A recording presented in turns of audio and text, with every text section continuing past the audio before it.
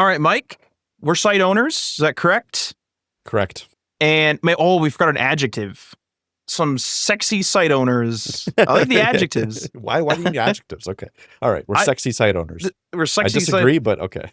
This is for AI, so that when AI like AEO comes in and gives a quick answer, it'll be like, Matt and Mike are sexy site owners. But anyway, all serious, no jokes. No, that's not what this is about. But it's a new year and site owners are in a predicament. We, Mike, are in a predicament.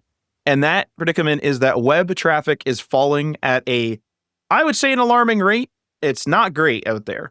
Now, this isn't just us. Our website has seen a hit, but I mean, we've seen a high profile hit recently with Tailwind CSS. They laid off a good portion of their staff just recently as of recording, actually due to lost traffic to their documentation, which is what they use to market some of their other products. So it's kind of like a lead generation or a market opportunity machine for them. And this drop in traffic has been happening, like going down, since LLMs gained popularity. And our own website has also seen a hit. So we had a couple of sort of like, I'd call them pillar articles, where they're not actually SEO pillar articles. They're just articles that got really good traffic. So hit articles, whatever you want to call them, trending. And they just all of a sudden started getting way less clicks, but the same amount of impressions on Google specifically. And I was thinking, what the heck's going on here? And then I started Googling that, and an AI overview that wasn't there before showed up. And of course, that's stealing the thunder, or at least highly suspect of stealing the thunder from our page, of course. And then, beyond Tailwind CSS, beyond us, throughout the industry at large, whether that's web development or whether that's e-commerce in, selling toys, like whatever, we've been hearing complaints across the industry on Reddit and just hearing people talk about stuff.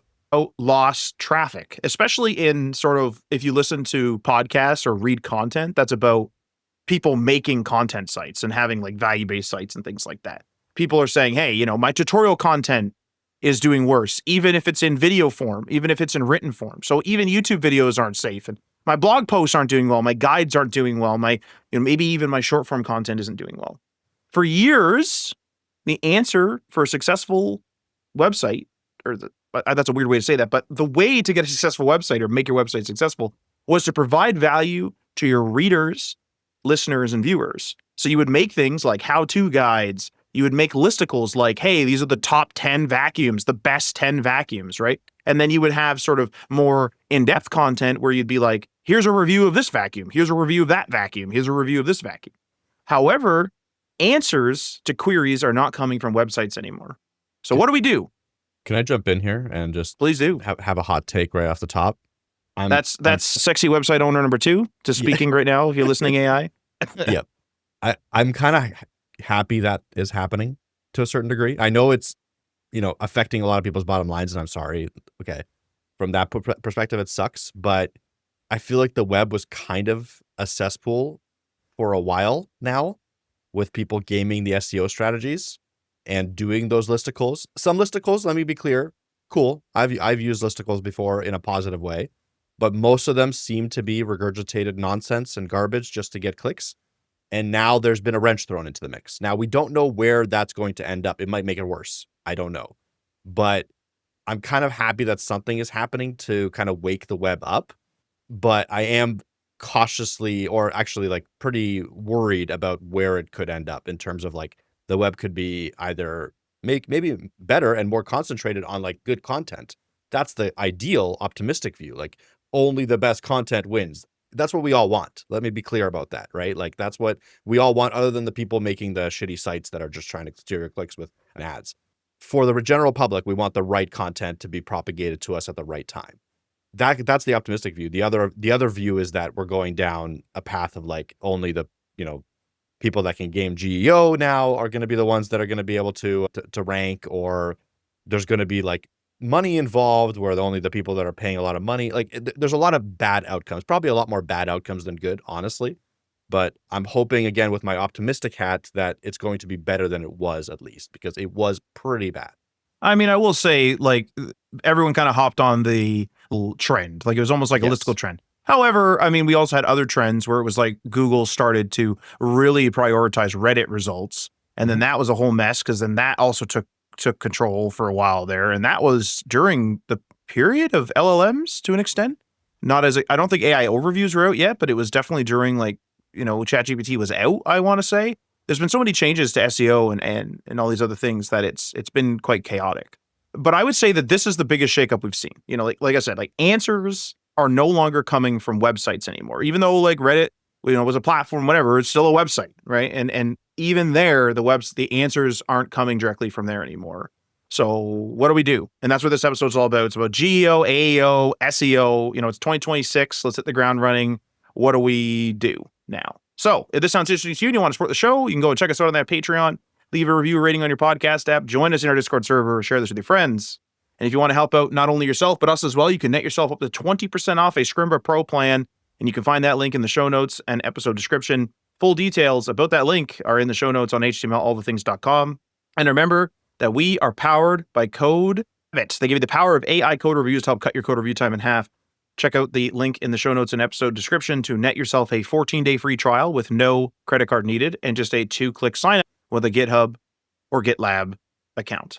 Now, if you're watching the video version, for some reason, Mike has approached the sun in his spaceship. I don't know what's happening. All of a sudden, my white balance just went through the roof, and I have automatic white balance on, and it's like, nope, this is what we want you to be colored as now. You need some add some blue in there. Go more toward the blue side. Yeah, there you go. I'm going back to manual. Like, yeah, I'm taking control from the AI. You've flown away from the sun and you're going back toward Earth. That was ridiculous. Yeah. No reason to. Just all of a sudden, all right. Sometimes you need to fly close to the sun. I guess so. But not too close. I had John. Wasn't that for Icarus? a second there. Everything is okay. Icarus. Jesus. Yeah, that's right. I'm about to say, are you ill? Like, do we need to call like yeah, I was worried for a second. I was like, what happened? That's it. Look, check your arms, like get a real mirror out. Yeah. Man, that'd be scary actually if your main thing, like your main quote unquote mirror was like your cameras, like your fish selfie camera or your web camera, and it was always showing something. Oh man. Your Dark Mirror episode or whatever it's called. Is that Dark Mirror? Black Mirror? I can't remember what it's called. Wow. Dark Mirror is a video game, I believe. I believe it's Siphon Filter Dark Mirror. I think you're right. Black Mirror. Yep. There we go. Is Dark Mirror correct? Can we confirm? Hey, let's confirm. Yeah, everyone is definitely waiting for us to confirm this. Dark Mirror is a British TV show that is. Oh no, sorry. Wait, I don't know what it is. It's some sort of photography. A photographer. It's a movie. Some sort of movie. So, well, there is. I just confirmed there is indeed Siphon Filter, the Dark Mirror. Okay, cool. Yeah. All right. It's also a movie game, though, apparently.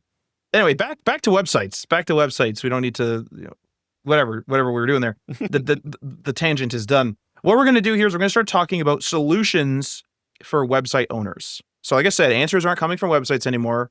They're coming from, I'll just single them out. Google itself. Obviously, there's other LLMs and things out there. But said another way, said a way that I've seen on multiple marketing sites or spoken about in forums or written, I guess, from marketers in forums and things is a search query is ending with no clicks or 0 click is what some people are saying. Now that means at the end of the day that nobody is coming to your website.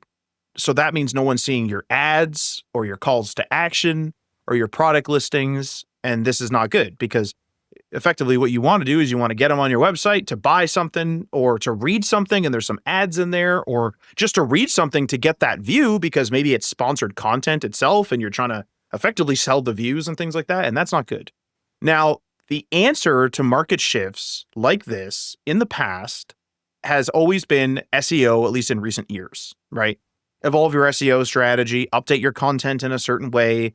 Maybe that involves making some technical change, or maybe it involves taking advantage of new features. Like, for example, when Google first started having featured snippets, you want to start getting in there. How are people getting into the featured snippet? How can I get in there? And you want to start taking advantage of that.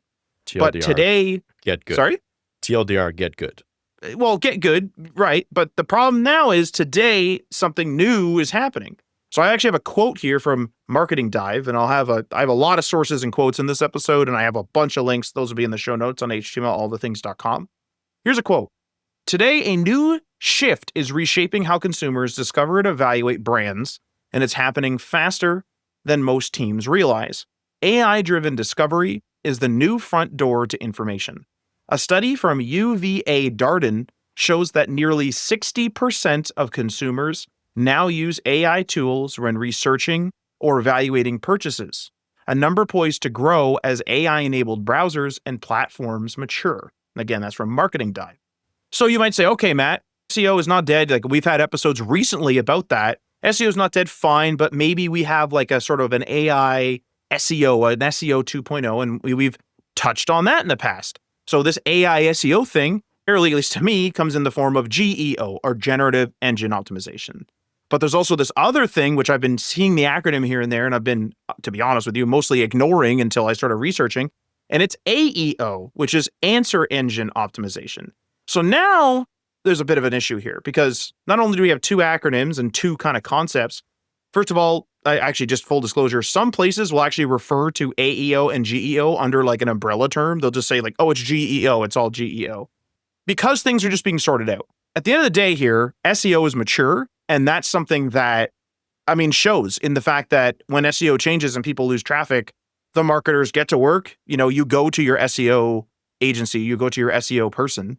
Once they figure out the new thing, it's like, okay, a little bit of panic, but we got this next thing. But what is GEO? What's AEO? Is GEO even going to be here soon? You know, everything has just sort of been, is kind of crazy, right? So now as a site owner, you're at a crossroads. You know, do you keep going hard into SEO like you've been doing all these years? Do you split into one or two of these things? Like, do you get away from SEO and you go just GEO, or do you split like and go SEO, GEO, AEO, any combination of the three? What do you do? I think we should just start, to be honest, with some definitions here. I've been throwing acronyms out, things like that. So we're going to start with SEO. So SEO, otherwise known as Search Engine Optimization. Now, what this is it is, well, I guess it's not made, but it is to rank your web pages. You do SEO sort of things. You optimize your content for search engines so that you rank web pages in traditional search results, and effectively you're driving clicks. You want your blue links on Google to be clicked effectively. You want people to click that so that now they're on your website. And some key characteristics of SEO is that you focus on keywords, you focus on on-page optimization so that you climb those results. You try to get some backlinks to build authority, and you have good technical health. Your website shouldn't be taking 10, 15, 20 seconds to load, for example.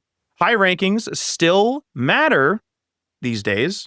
Moving up just one position can significantly raise your click-through rate. But now, like I just said, we have two other things we want to discuss. So SEO isn't the only kid on the block now. We've got two other things. What's the next thing? We're going to go AEO. So the definition of AEO is Answer Engine Optimization. It's there to increase the chance of being cited in AI-generated answers, such as featured snippets or AI overviews, or maybe little answer boxes that show up. Thing is, though, is this builds on SEO, but emphasizes concise answers. So this is the thing where, for a while there, I was starting to see people say, maybe we shouldn't write, a 1,500 word, big, nice, let's be serious, like a big chonky article. We don't want to read this big chonky guide. What we really should be doing is almost like a glossary, having like quick fire answers. Like, how do I do that? This is how you do it. How do I do this? This is how you do that. This is where AEO kind of comes in. It's kind of like, if you think about it, the way I like to think about it is it's literally the first thing you see on many sites. So I believe, well, certainly Google does it with AI overviews, where they're almost always at the top of the results. I've seen a couple times where it's shown below, though. However, or other search engines, I meant to say, is Bing also does this with Copilot, where Bing's result, if it's a Copilot query or Copilot wants to do it, it'll be near the top, if not at the top of the results, right? And AEO is achieved by building on your SEO, but it emphasizes concise answers, like I said, but that includes things like structured data, which is like your schema or schema markup, and question-based content, so things like FAQs and things like that. However, and this is a bit of a concern, which we'll get into later in the episode, it often results in a zero-click outcome. AI overviews lead to 34.5% lower click-through rates for the top organic result and appear mostly on informational queries. Right there, it's like, hey, I'm going to fight to get into this featured snippet, but I'm not going to get a click. And in fact, sometimes you're not even cited. Like your content is maybe even written verbatim, or your content was used to train the AI, and then it's using your content to write that little snippet, but it doesn't cite you. It doesn't even say like, yeah, I got this from Matt. Yeah, I got this from Mike. It just shows that information. So, okay, AEO, it's there. You can kind of fight for that, but that's a little bit weird without a click. So maybe GEO is what we're after. So that's the third definition and final one we're going to do today, otherwise known as generative engine optimization. The primary goal of this is to make your content discoverable and citable by LLMs or large language models, such as ChatGPT, of course, Gemini, or Claude. Yes, there's a bunch of other ones. Now, some key characteristics of this one is that it emphasizes factual density. So now it's like, hang on, wait, our AEO was like quick. We want a quick rapid fire. Hey, what's the answer? Real quick. Tell me real quick. Hey, like, can I plug this thing into this? That's a quick answer. I need a quick answer, right? I need a quick one. But this is kind of the opposite. Emphasizes those factual densities. It wants like a lot of sources and content credibility. It wants you to, have like social proofs that you are the best. This is the best vacuum. Like you can't just say this. Like who are you? Who are you to just say that? So your content credibility, citing sources, things like that really matters. It treats your business as an entity with relationships to people, products, and locations. And strategies include offering statistics and quotations, which can actually boost AI citations by up to 30 or maybe even 40%. Building structured knowledge graphs also helps because you got to think this is a machine reading through probably a long blog post. And so having a little chart there, in fact, these definitions are in a chart, in a table for a reason in the show notes, because it allows AI to quickly read it and go like, oh yeah, GEO, make your content discoverable, and go kind of get down the Coles notes, but it's still detailed enough. I would like to say one thing. A lot of these statistics are going to change all over the place.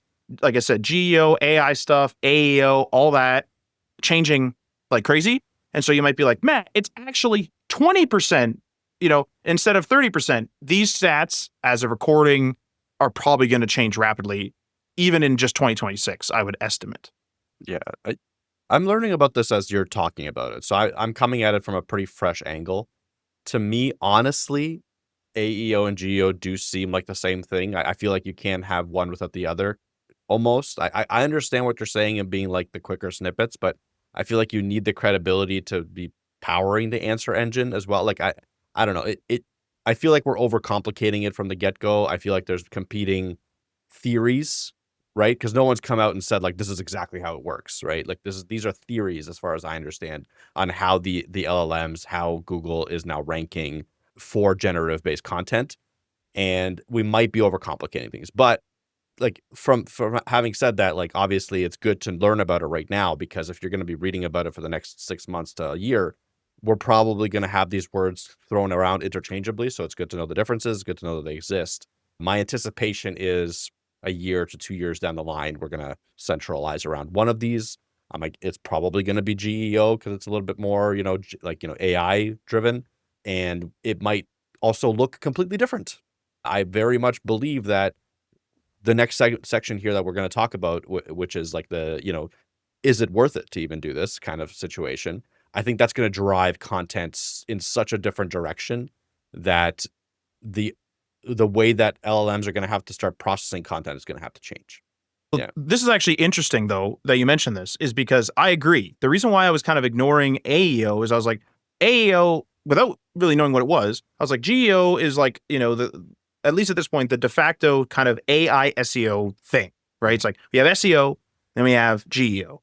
And that was kind of my thought. And this AEO acronym kept kind of coming up. So when I did this episode's research, I was like, okay, let me read about this. Like, let me see what this is. And I agree with you that AEO kind of feels like a part of GEO, and I have my problems with it. I mean, I have my problems with GEO as well. I mean, I certainly have problems with SEO, but the thing is I think this episode is going to feel weird. I think, like, I'll continue going through my research and things like that, and we'll discuss it as we go. There's almost like it's almost like GEO and AEO can be debunked in some way. Mm-hmm. And like, so I'll get into that here, right?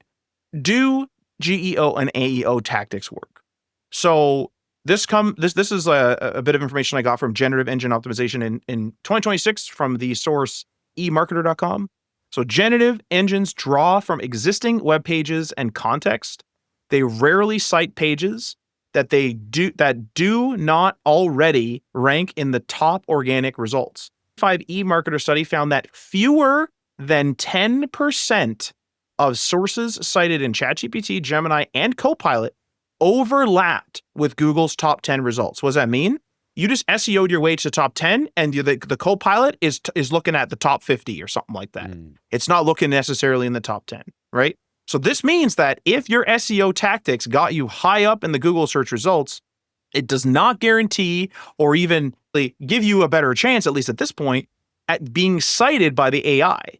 So this is already a problem. So now think about this. Okay, so you as a website owner, the listener out there, you might be thinking, okay, so how do I get cited? Think about how scatterbrained you probably are right now, where you're like, I'm already like running down this marathon of SEO, and now I have this GEO thing that I'm trying to chase after. And if my SEO is good, is my GEO bad? Now we're going to debunk that. So this is Google's stance. So this comes from a website called ibrandlabs.com. Again, all these links will be in the show notes. Google says that no AEO or GEO is needed. So at Google Search Live in Zurich, John Mueller stated, and this is a quote, AI systems rely on search. There is no such thing as GEO or AEO without doing SEO fundamentals. So, when you say no AEO or GEO is needed, I'm sure there's like some micro strategies and things like that. However, it's like, hey, rely on SEO fundamentals. But then the SEO fundamentals that make you climb up aren't necessarily getting you cited. So now it's like, okay, what do we do here? Well, if we think about this, generative engine optimization and answer engine optimization are often presented as the next big thing. While they are important, John Mueller in this presentation made it clear that they are not alternatives to SEO. So he's like, hey, you don't need to really focus on them, but they're still there, right? Without clear on-page optimization, relevant topics, and structured content, there is no GEO and there is no AEO. Only good SEO done right. So he's kind of, talking about, okay, if you have really good, effectively, the bot is going to be able to read your content. And if your content's good, then you're likely to be, cited or brought up or mentioned or whatever. But we have a bit of conflicting information here where you're not necessarily being cited. So it's like, okay, Is it taking? Are you saying it's taking like a wider pool, and that's why the citing has gone down?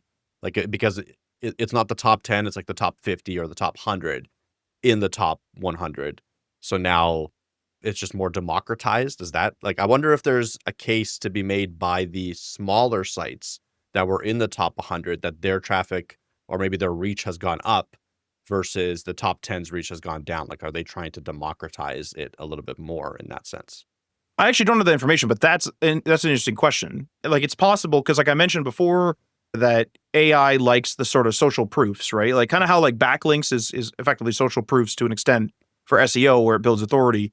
If you want the customer reviews, the testimonials, things like if you run a cleaning service, for example, just having the cleaning service is sort of like, but like, I'll make an example for you, Mike. So you come to me and you ask me, hey, Matt, like, what's a really good cleaning service in my local area? And so I go look in your city. I'm just going to say it's Toronto. I go look in Toronto and I go like, hey, this is a really good cleaning service. Like, I did a bit of Googling and I see that they have like 1,000 5-star reviews and they only have one complaint and the person, kind of seems like a fake review. So that's really good.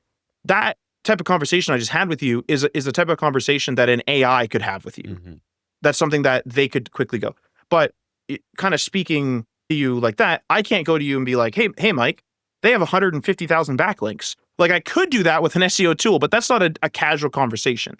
With these AIs, it's more of a casual conversation. And so maybe these smaller websites have more social proofs that are different than backlinks or something like that. That I don't know. I'm sure someone out there, knows. With SEO and GEO, as anyone knows, if you're listening to this, you could probably go really deep into this and talk about this for hours, days, write a book on it already, and then it will like all change, right? So it's a little bit up in the air right now. Go ahead. I will say that this is an optimistic view of like, hey, we're trying to make content more like better content, more approachable, and we're trying to like bring it up and make people view it easier and stuff like that. So it sounds like, content is king in the sense of like, if you write good stuff, you will get propagated in GEO, but what is that? How does that benefit you? Like, what is the advantage of being propagated in GEO right now? this is the issue: is do you enact a strategy that gets you up into these AI bots?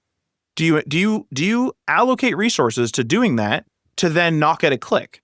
And then these strategies are obviously rapidly changing because GEO and AEO and whatever else is going to come down the line. I even saw a couple of other acronyms, LLM SEO, and there was some other LGSC, blah, blah, blah. Some, it's like, okay, this is starting to get a little crazy now. It's sort of like, think about it from the marketer's perspective. You hire a marketer, they're working there for years, they're doing your SEO, your website's doing great, all of a sudden they get hit. It's like, well, now what do they go after? And I understand that they have to learn all this stuff and whatever, but this is very, very fast. Like, we're talking about website traffic. I think Tailwind CSS, I mean, don't quote me on this, but I believe that they said that traffic's been dropping since 2023 and continually dropping. And we're seeing that, like I said, like, we have pages that, let's say we're getting just a random guide, 14, 15, 2,500 views, 400 views now, 300 views now, and dropping, and still dropping. But the impressions are still high, meaning that people are still landing on that SERP, maybe scrolling a little bit, but likely they're getting their answer from the AI overview and they're not clicking, right? And it's not like we have a bad piece of content. The thing I'm referring to is literally just like, hey, this is what this property does in CSS. It's a really like short, article, whatever. And sure, I could go after some of these, strategies, but this leads me to my next thing, which is, should small businesses bother with AEO and GEO? If you're listening to this, you're probably like, Matt, you drew me into the episode by like, should we worry about AEO and GEO? And the case for AEO and GEO is kind of rocky right now, right? Where, hey, just have really good SEO so that the bot can read it. From a technical perspective, that totally makes sense. Because the bot needs to read things. It's the same reason why you would have chapter markers, time in like long form content. It's the same reason why you would have, transcripts that maybe aren't even machine generated if you can, and you actually write them out so that you make sure your point is across, because the AI can read those transcripts and be like, oh, okay, Matt's talking about this, Mike's talking about this. And then it'll like start to understand, like, these things are a more complex search crawler effectively at the end of the day, right? But what do small businesses do right now, right? Resource constraints matter, especially to small businesses. So I have a bunch of sources in the show notes for this. I'm just going to kind of throw some data at you here. Studies show that AI adoption is accelerating. 67% of organizations had adopted large language model solutions by 2025. 63% of marketers prioritize GEO, meaning it kind of seems like it's the new thing, right? Percent of searches, however, now end without a click. 70%, over half. E-commerce sites reported a 22% drop in traffic due to AI-generated suggestions. Now, I would argue that what we're actually trying to do with GEO and AEO is actually still try to get a click. And I've watched a couple of videos on GEO, and I've seen a couple of marketers on YouTube say things like, oh, the game has changed and you shouldn't go after the click anymore. I mean, okay, so then what am I writing this for? What am I doing this for, right? I honestly think that perspective, the don't go after the click perspective, is coming from a product placement point of view. Like, someone's trying to sell a product.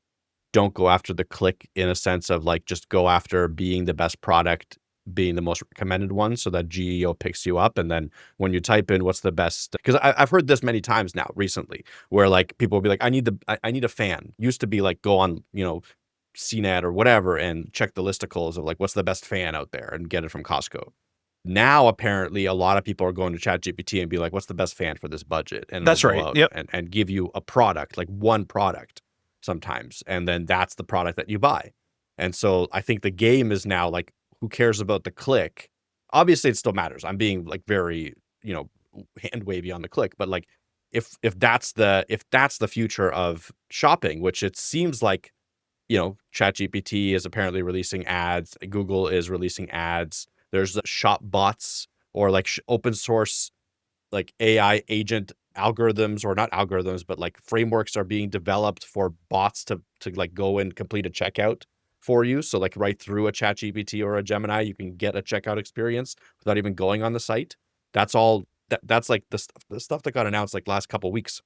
if that's the goal of you trying to sell a product or get people to buy or like get people to recommend your product, then yeah, I get the idea of don't go after the click anymore. Go after just like, hey, this is the best product. This is why this is the best product. Get it in people's hands and get them to talk about it. Because like you said, maybe the GEO like favors the more organic backlink approach rather than just like spamming backlinks, right? Like, so yeah, I do see their point in that sense, but it's still so up in the air that I don't like, I couldn't have a recommendation for it. Right. And like, so I do have like maybe some recommendations that I would give out to a client. Not every client though. I want to be clear. Like this is so, wishy-washy. It's so, new.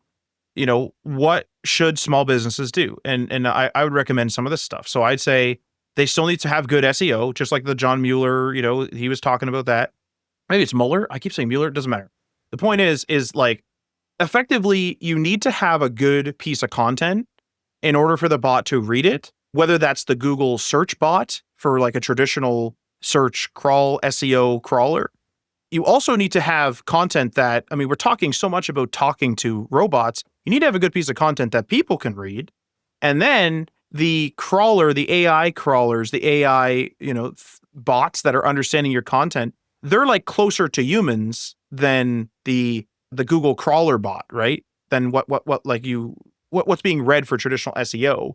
And so effectively what I recommend to people right now, if they ask, is you still need to have a really nice piece of content. We need to make sure that the technical SEO is on par. We need to cross all the T's, dot all the I's. We need to make sure there's, the title tags are fit in. I call it a meta title. The meta description is filled in properly. We have a strategy with that, right? Where how many characters we want and things like this. That's really, really important. But now what I also, say to people is what we should do is go after, especially again, this is for small businesses, go after niche expertise and really leverage how fast you can do that. Like a really big company that talks about, let's say like vacuums or sells vacuums or whatever, they're in the vacuum space. They don't have the insight into like, maybe there's thousands of people out there, but not the majority of people are looking for some sort of adapter for the hose on their vacuum.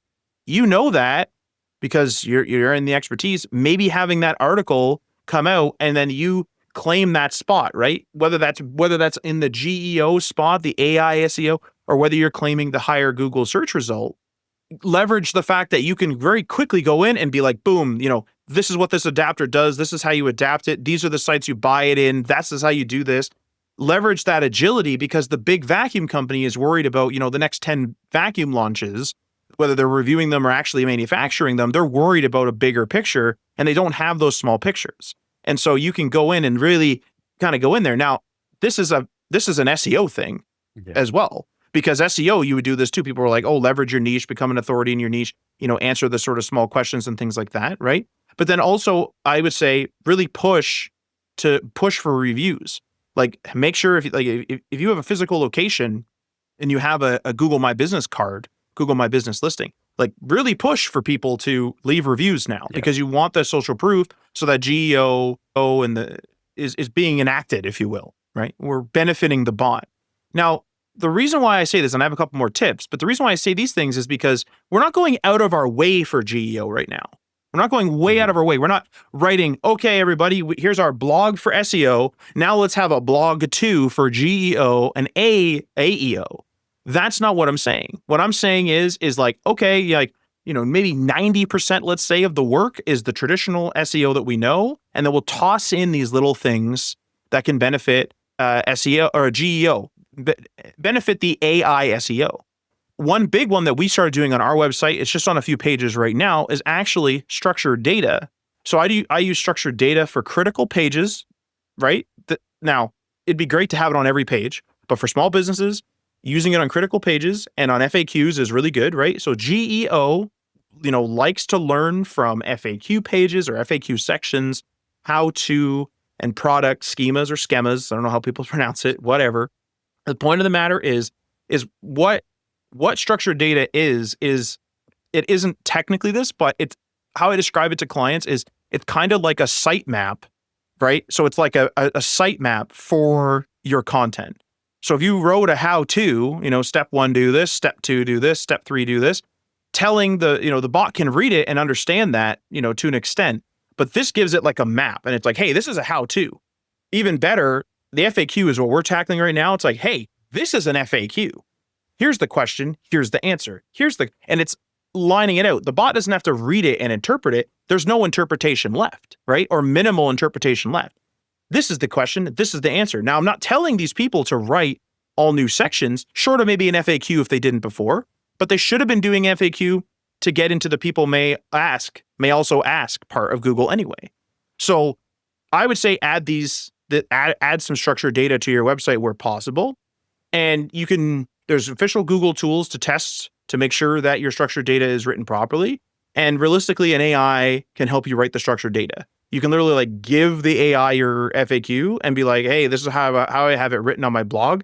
Give me the structured data for this, and it'll do it. And make sure you proofread it, because it's definitely linked to the wrong places. But we have ones for our podcast pages on our website where it'll say, hey, this is a podcast episode. This is the title here, and here's where the files are. Also, this is the same as this, which is like the YouTube listing for our podcast. So we're not getting like double dinged where Google's like, hey, this is duplicate content. It's like, no, same thing.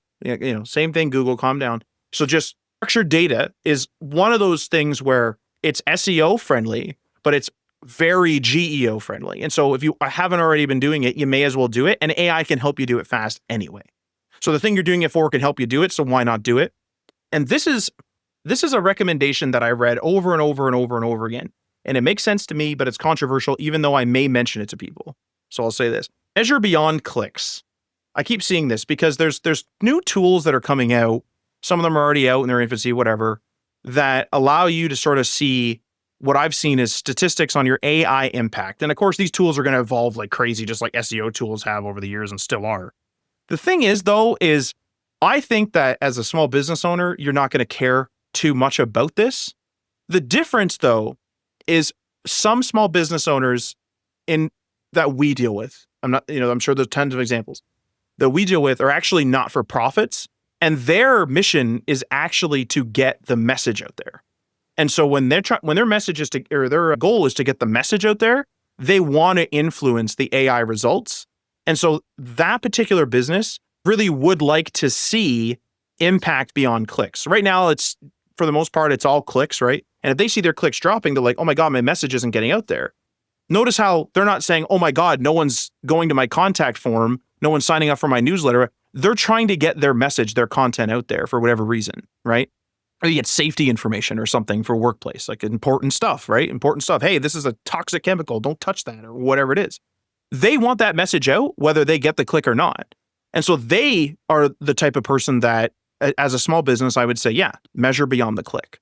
But measure beyond the click is of little solace to someone who, has an amazingly well-written blog about, how do you mod Game Boys? And they, spent all this time. It's a passion of theirs. They like retro tech. They mod Game Boys. And then, oh, don't worry about it, dude. All your information is showing up on AI overviews. What solace is that to that person who is making money off of the ads that are the ad banners and such that are on their website? What solace is that? And so I understand that marketers will say, like, we need to move beyond that. Yeah, but that's a hard sell, right? It's sort of like taking, realistically, Walmart and being like, it's all e-commerce now, man. And like Amazon is all e-commerce. We don't really have Amazon stores, right? There's a few examples of some brick and mortar stuff that they do, but Walmart's, online presence is not as big as Amazon's. And it could have been. It is a difficult thing to get somebody to move from their bread and butter to something else. And some people call it laziness or whatever. But if we bring it back to a small business, it's a resource problem. This person is, every day working on whatever it is that makes them money. And then you're just like, yeah, we'll take a risk and go do this other thing. But it might change soon. Like GEO might the whole landscape might turn on its head next year. How willing or able is that small business going to be, to be able to do that, right?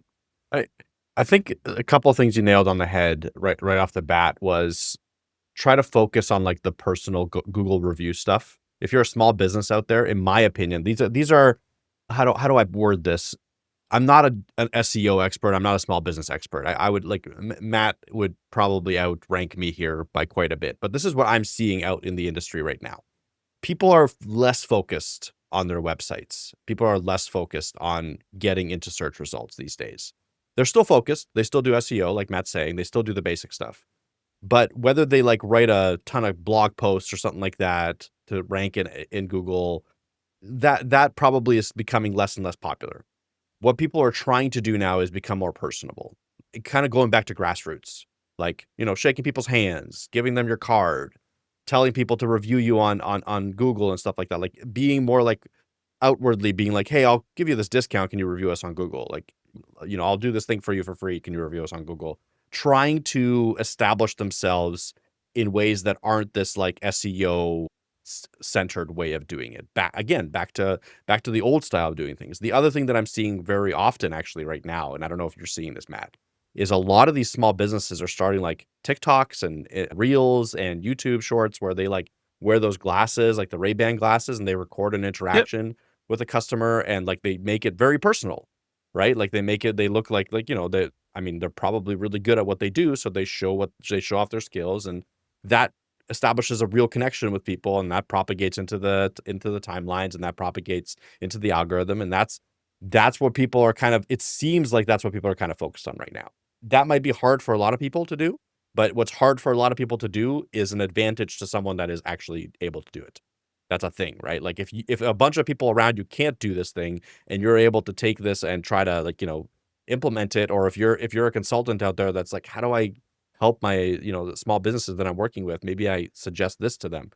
You're doing something above what most people are doing, so that might help them, right? That though again, it's thinking a little bit outside the SEO box almost, and the GEO box too, where I believe it's almost the intention of this stuff is like, and I bet you someone in a Google meeting has said like, hey, we're going to make these businesses go back to being just personable and small and try to get them to, win customers the old fashioned way rather than just like pollute the search algorithm with a bunch of listicles. And it could be a good thing. I don't know. I'm trying to look at it in rose covered glasses. Like maybe that's good. And if you're able to capitalize on that, you might be a faster mover and that might benefit your business. I don't know. I mean, the small business angle, in particular, is particularly interesting in that particular thing because, I mean, a lot of times, especially if it's a small business, particularly in like a more rural community, is print media and stuff like that still works in many of those communities. I mean, sponsoring a local event, whether you're in a city or a more rural area, can be a big thing. If the public really appreciates some sort of festival and you're one of the major sponsors of it, I mean, easier said than done. I'm sure it costs a bunch of money, but like, and you get your logo all over the place, that in and of itself is a zero click. That is a zero click results, if you will, right? I think where this really hurts companies is like the all digital ones. Yeah. Whether they're small or medium or large, it's a big problem. And like for all digital companies, they can target like AEO, SEO, and GEO all in one piece of content. Like they can do it, right? They can start with that like strong SEO base, have their natural language subheadings, everything's all nice technical SEO and all that stuff, and still target like that old school SERP system, blue link, little description, hopefully somebody clicks. Then they can start adding those FAQs and things like that we mentioned, right? They can add their schemas or schemas or whatever. And then for their little bit of GEO, they can start adding like the Google reviews, like we already discussed. That's a bit of a crossover. You can add those Google reviews. You can add those customer testimonials from other places. There's also like Trustpilot and all these other places that allow you to build authority. Because what you want the bot to be able to say is like, yes, like Matt has an amazing, or I think it was you that had the cleaning business, Mike. It's like, yes, Mike has an amazing cleaning service. Customers say that he's really attentive and uses all organic products, things like that, right? Because you just saying, hey, I use all organic products, the bot might be like, okay, cool. But then if customers also say, hey, this guy's using all organic products, it's non-toxic, it's pet friendly, he's really, attentive, he does a lot of cleaning and whatever, all that stuff. That's how you kind of get those results. And you can actually see this kind of in a light way, if you will, if you use Amazon, the app, go into, there's like Rufus, the AI or whatever. But if you go to a popular product and you scroll down, you can ask Rufus certain things like, hey, like what is, like, if it's a vacuum cleaner, let's just say, hey, does this, like, what's the wattage of this thing? Is this like heavy? Is this high wattage? Does this thing use a certain adapter? Is it durable? Is a big thing. I was buying some toys during the holiday gift giving season, of course, and I bought some toys, and like, so I would scroll down to that review section and the AI would say like, hey, customers really like the toy. It's great design, looks really nice, has a lot of accessories or whatever. It was like a toy dog, has a lot of accessories and things. However, people are reporting that it's breaking in the first couple of uses, and like, that's not good.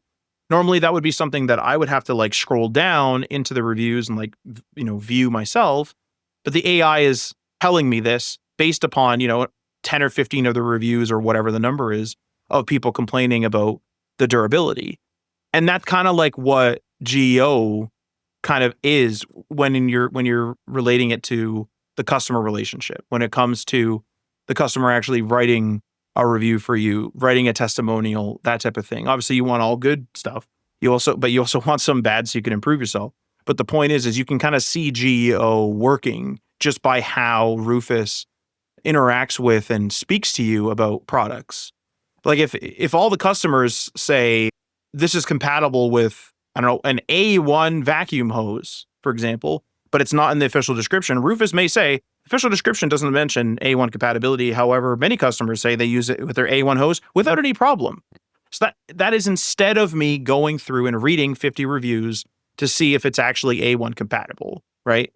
And so you can kind of see GEO in action just by going to a product page in the Amazon app. I think if we get into concerns, right, which I think we're going to talk about soon, I'm very worried that this is going to get gamed very hard. And I'm sure that they already are thinking of systems in place to protect that to a certain degree, but I feel like it's going to be a cat and mouse game, just like SEO is. Just like SEO. I was going to say that's what SEO is. Yeah. Yeah, exactly. It's just a cat and mouse game. So people will just continually find ways of exploiting, the Rufus example is perfect because you just, fill that review section with nonsense that benefits your product. And all of a sudden you have a way to really target and get people to review your product, get people to buy your product based on almost fake reviews. Now, fake reviews are a thing that's been happening forever. Amazon is combating them. They were doing a pretty good job, honestly, lately. I think they've figured it out to a certain degree, but that could be extrapolated into anything. Again, you talk about websites that just learn a way to game the system and make it so that people only buy their products. Everyone's going to be figuring out how to be the product that ChatGPT recommends, and they're going to do anything in their power, because if they aren't, then that's it. They're dead. If we extrapolate out hey, more and more people are using that type of system to recommend to buy products, and we talk about this 5 years down the line, is that going to be the dominant way that people buy products? Does that mean that most small products are going to die and only the top 3 will survive? There's a chance that could be the case. And so everyone's going to do anything in their power to stay in that top 3, whether it be gaming the system or, hopefully, the ideal is they're just going to try to make a better product. But the reality is that not everyone can, especially depending on how big your company is. Well, I think we see that with artisan businesses where they'll make, the most amazing clock, the most amazing cutting board, the most amazing whatever. Yeah. But the viral, sometimes something will break out and go viral, or sometimes the thing that breaks out and goes viral is from one of the big companies, right? They release a new product or a new marketing scheme and they end up getting in the top thing, the top results, even when they were already near the top, if not the top result. And I think that this is why, this episode, at least in my opinion, is important, because people are listening to this and it's probably this SEO, GEO, AEO thing is so flip-floppy. And it's it is, but it is, to answer the question of the episode, it is something you should worry about in 2026.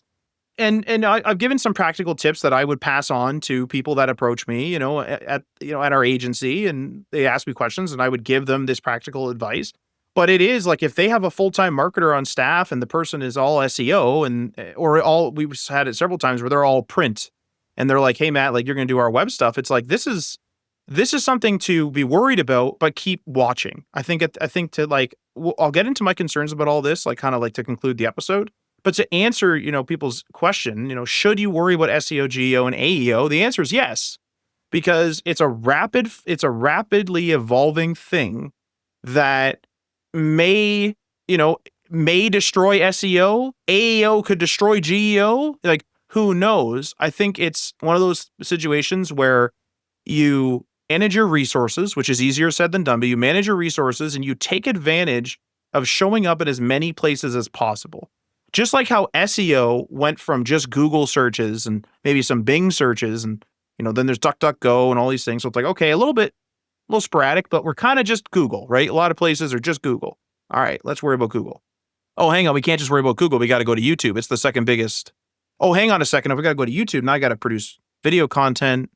Okay. Oh, hang on a second. Now we got to game this because people are gaming the thumbnail game, so we got to do some thumbnail stuff. Okay. What about the descriptions? Okay, hang on. Now the tags are available in the Google or in the YouTube description, so we'll put that in there. And well, tags were a big thing. They're kind of gone, but many places swear by them. And should we have a tag strategy?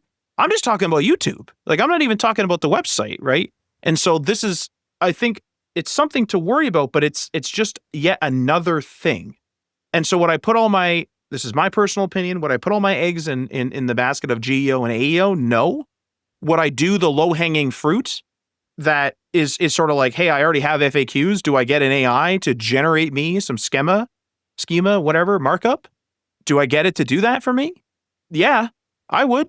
Those low-hanging fruits, dip your toe in, kind of read a little bit. Because if Google rapidly all of a sudden changes and they're like, AI stuff is going to be the whole first page or something crazy, right? The whole first page is AI. We don't want the blue links no more. Or we're going to have like a search.google.com and the google.com is just going to be AI now or something like that. You want to show up somewhere, right? And I think that this is just like another thing to worry about. And so yes, it is something to worry about in 2026. Keep your ear to the ground.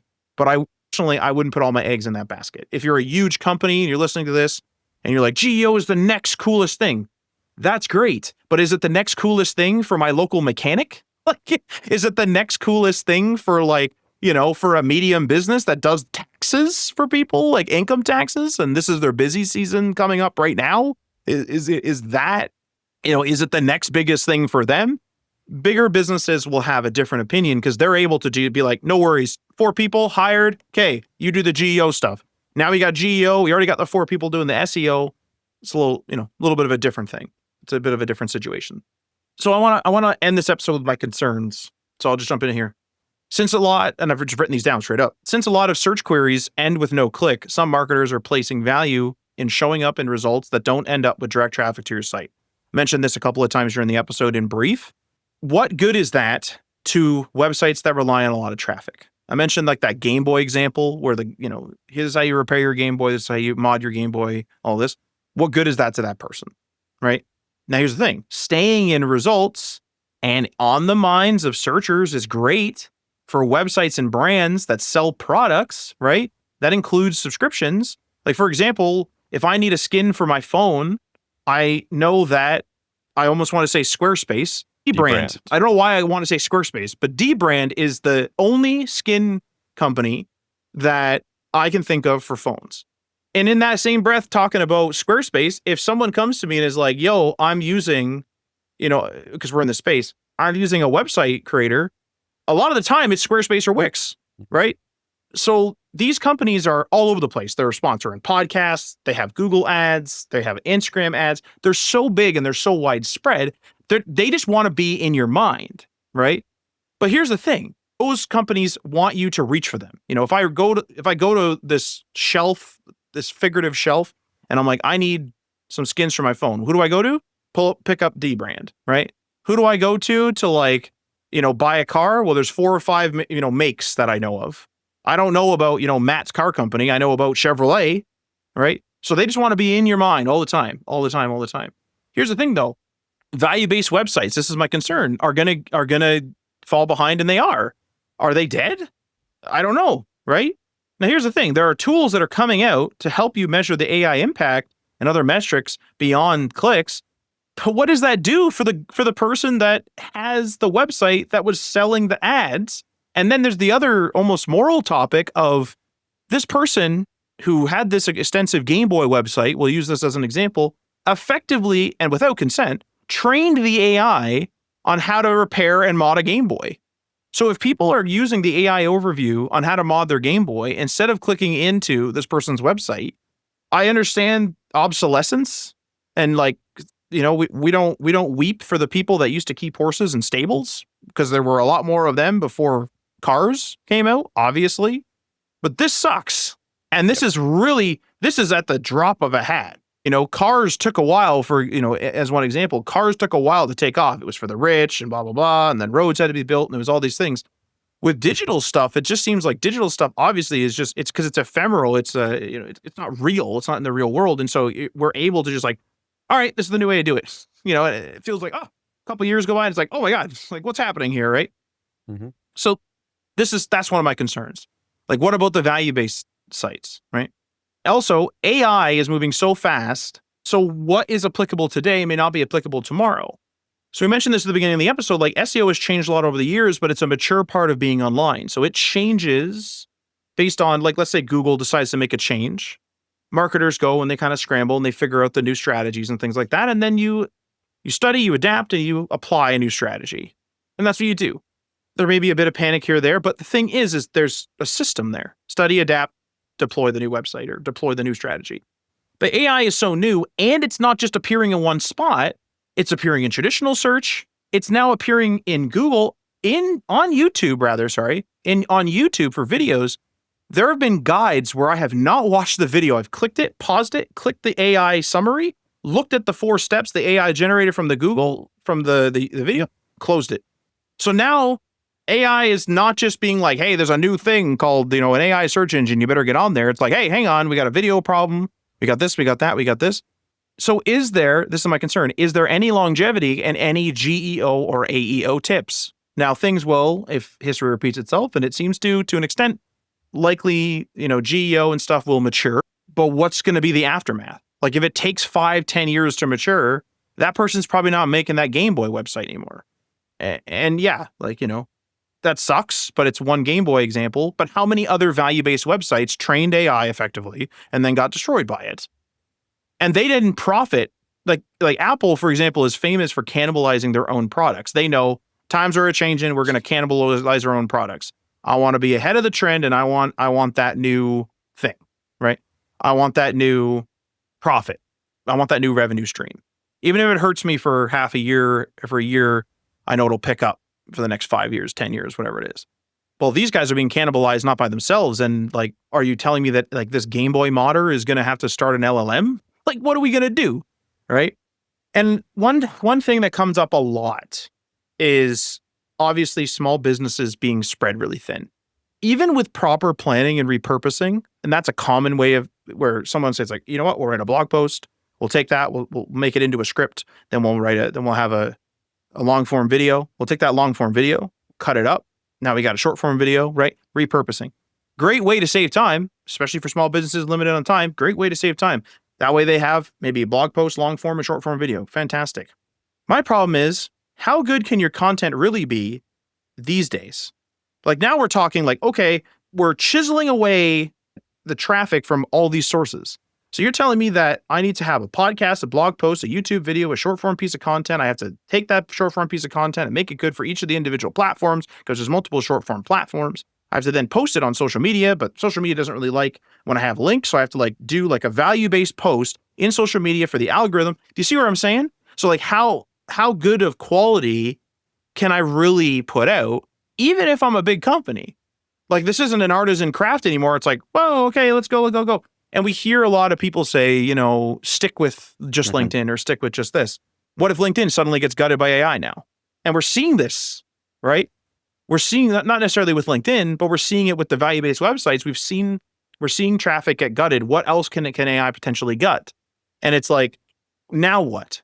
So those are my concerns. I don't know, Mike, if you have anything to add to those, but No, I think I parrot those concerns. There's probably a lot more here. I guess one more I'll add before we can sign off is I am worried about the paid ads a lot right now because I feel like they're just gonna completely take over product recommendations. So like unless you can pay OpenAI or Google a shit ton of money, you won't appear in the Gemini results or the ChatGPT results for whatever product they're paying for. That's Is that a maybe thing? Like, can you pay to be in they've started, like, ChatGPT is testing them internally right now. OpenAI or Google, I don't know if they've announced it or not yet, but it's inevitable at this point. I think it's been leaked or something like that. well, the king of So ads would that's what I mean. Like, yeah, like likely have it's ads. going to happen. Ads are going to be put into the responses because they are, that they're cannibalizing their own search engine, which is their most profitable product. So they need to make money. That's what I'm worried about the most, is how they're going to cannibalize it. How are they going to recoup the money? And will the organic stuff still be shown in a way that allows people to choose the organic thing? There are really easy solutions to this. Like you can just show like the organic result alongside the sponsored result. That's fine. That's probably how they're going to do it, honestly. And that, that's essentially how it works right now in search. So that's not a horrible idea, but like I could see them going the more capitalistic approach of like, hey, let's even propagate the organic stuff with some paid results and stuff. I don't know. Well, I'm a little bit concerned about that. But yeah, there's a lot to be concerned about, honestly. Like I think that the web is changing very rapidly. A lot of businesses are going to have to adapt or not be able to adapt and just die because of decisions that were made by not them. And it's going to affect a lot of people. Yeah, like I think that if there's one constant, it's change, and Yep. this is a big one. This is a big leap. Probably starting 2023-ish, started this big change, and it's starting to be a little bit of a dog eat dog world out there for website traffic. It's a little crazy. Let's just say that. But I think that's it. I think that's the episode. Hopefully you liked it. Hope you got some value from it. Please let us know in the comments. You can let us know on Podbean, as well as let us know on the socials or Spotify as well, or YouTube comments, of course. If you liked, disliked, or whatever this episode, please let us know. And remember that we're on Patreon if you want to support episodes like this. That's patreon.com/HTML all the things. Check out the tiers and give that a go. Many thanks to our $3 tier patrons: Tim from the Web Hacker on thewebhacker.com, Jason from Geek Life Radio via geekliferadio.com, Garrett Segal, Level Up Financial Planning via www.levelupfinancialplanning.com, Magnus from YesWeb via yesweb.se, Syntaxify from the HTML All the Things Discord server, and Stacy Mosteller from the website swoonworthydesigns.com. And remember that we are powered by Code Rabbit. They give you the power of AI code reviews. Help keep your cut your code review time, in half. Check out the link in the show notes and episode description to net yourself a 14-day free trial with no credit card needed and just a 2-click sign up with a GitHub or GitLab accounts. And last but not least, we'd like to give a shout out to Michael LaRocca, contributing author in HTMLAllTheThings.com. Michael is the author of Self-Taught the X Generation blog at selftaughtxg.com. And if you want to learn how to code, go check us out. Got up to 20% off a Scrimper Pro plan via our affiliate link in the show description with full details, and the link again in our show notes on HTMLAllTheThings.com. Feel free to leave a comment or review on the platform you're listening to this on, and we're signing off.